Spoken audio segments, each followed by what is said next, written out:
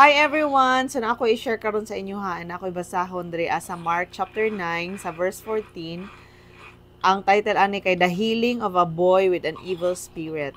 When they came to the other disciples, they saw a large crowd around them and the teachers of the law arguing with them. As soon as all the people saw Jesus, they were overwhelmed with wonder and ran to greet him. What are you arguing with them about? He asked.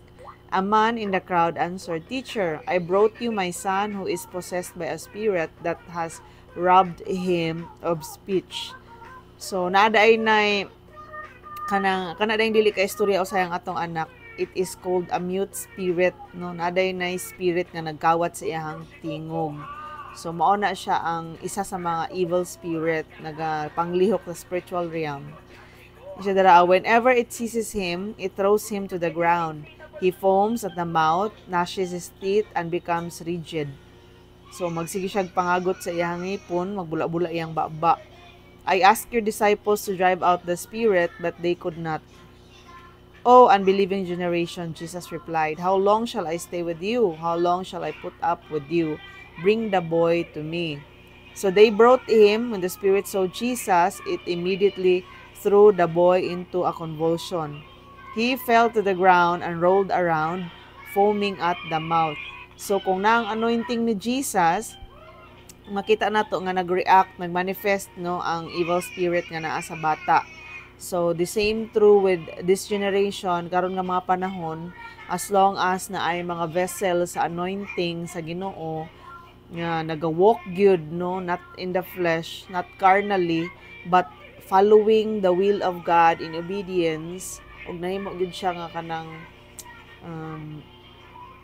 na ay high level of anointing ba kay iyang kuan ang iyang life nga mag-obey jud sa Ginoo. So gisalikway gid ang tanang mga dautan, magmanifest ang kanang dautan nga mga spirito nga naa sa tao kung naa ang anointing sa Ginoo ana nga tao or vessel of kanang Jesus, the vessel of God. Ano siya dira ang nag-convulsion, so na ligid-ligid niya, nagbula-bula na parang baba. Jesus asked the boy's father, How long has he been like this? From childhood. So, pwede di ay mga igsuon nga ang kaning makuanan og evil spirit sa pagkabata pa. So, ako ang nasabtan ani, no, kanang bitang kung naatay mga anak nga unwanted siya or dili kayo na to love, nya natay masulti sa ato ang mga baba nga negatibo nga dili kabubuton or dili gikan sa Ginoo, naay posibilidad nga mahimo to siyang doorway sa kaaway nga naay portion sa life sa bata nga i-take control, naay hold ang yawa kibali sa iyaha or anybody, no, bisag kinsa. Ang importante kaayo nga dili nato gyud gamito na atong baba sa mga negatibo nga mga declaration, sa mga negatibo nga mga butang. Na ako nakita ani nga nag-service sila unya, nagsulti ang babae, ingon siya nga nasudlan siya bag spirit ni sa demon, Satan mismo. Niya na siya nga kanang naguba ang marriage sa ato nga family. Unya ang iyahang kuan, ang iyahang kato nga babae, kato nga lawas, gisudlan siya sa dautan nga espiritu kay sa bata pa siya, before siya na anak, nagmahay ang iyahang papa sa iyaha kay dili siya lalaki pagkatao. So, ang expectation sa iyang father nga lalaki ang una niya mahimong anak.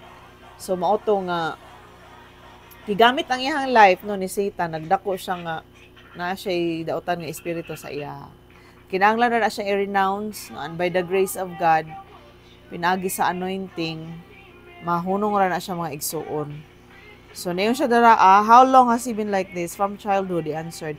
It has often thrown him into the fire or water to kill him. But if you can do anything, take pity on us and help us. If you can, said Jesus, everything is possible for him who believes. So, man na siya ang pulong sa Ginoo. Walay lisod, walay imposible sa Ginoo, pero nag-require siya og pagtuo igsuon. Posible ang tanan, magkabatuntag kaayuhan, doon na tay pagtuo. Matanggal ta sa ato ang mga problema, sa atong sitwasyon nga gikaagian. Kung doon na tay pagtuo sa Dios, isalikway nato ang mga negatibo nga mga hunghong sa kaaway ug mutuo ta sa mga pulong sa Dios. No, mora na siya gi-require sa Ginoo. Gusto ang Ginoo nga doon na tay pagtuo dira sa iyaha kay dili siya makapanglihok. It pleases God if we have faith, pero dili siya makapanglihok pareha sa iyahang hometown, no, nga daghan kayo og mga unbelief, mga tao nga wala magtuo sa iya, wala magdawat sa iya, so dili siya makapamuhat. So usa sa requirement sa Ginoo para dunay milagro is ang dako kay nga pagtuo. So ingon siya dara, I do believe. Okay, so ingon siya dara, if you can, immediately the boy's father exclaimed, I do believe, help me overcome my unbelief. When Jesus saw that a crowd was running to the scene, he rebuked the evil spirit. You deaf and mute spirit, he said, I command you, come out of him and never enter him again. So dunay mag-uban man gyud nino kay kung dili man gud makadungog ang usa ka bata, dili siya makaistorya, no. So deaf and mute spirit, igo ra gibadlong, igo ra through the word lang ni Jesus. Naminaw dayon ning dautan nga espiritu kaning deaf and mute spirit nga naa sa bata ni come out dayon, no. The spirit shrieked, convulsed him violently and came out. The boy looked so much like a corpse that many said is dead. But Jesus took him by the hand and lifted him to his feet, and he stood up. After Jesus had gone indoors, his disciples asked him privately, why couldn't we drive it out? So sa ato mga igsuon basig na apoy mga inani nga manifestations nga matingala to, no, nga mura og mag-convulsion ang bata or bisag kinsa unya, ma-feel gid nimo nga naay something is wrong. Usahay ang ato ang assessment is nabuang na or naunsa naman na ana. Pero daito naay dautan nga espiritu, no, nga nagakontrolar ana nga mao nga bata. So mura na daw patay paghawa atong mao nga mga espiritu, pero di istoryahan lang ni Jesus, no, and he stood up.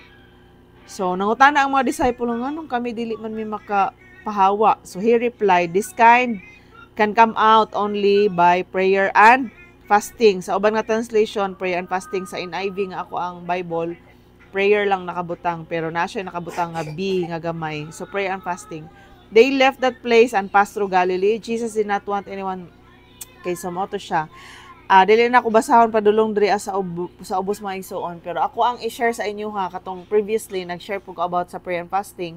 Duha ka kain sa prayer and fasting, katong dili ka mag-eat sa pagkaon, og naay prayer and fasting ay imuhang i-fast, kanang i-remove or imuhang paningkamutan, imuhang walaon, no, ang mag-fast ka sa mga butang nga mo ay makapababag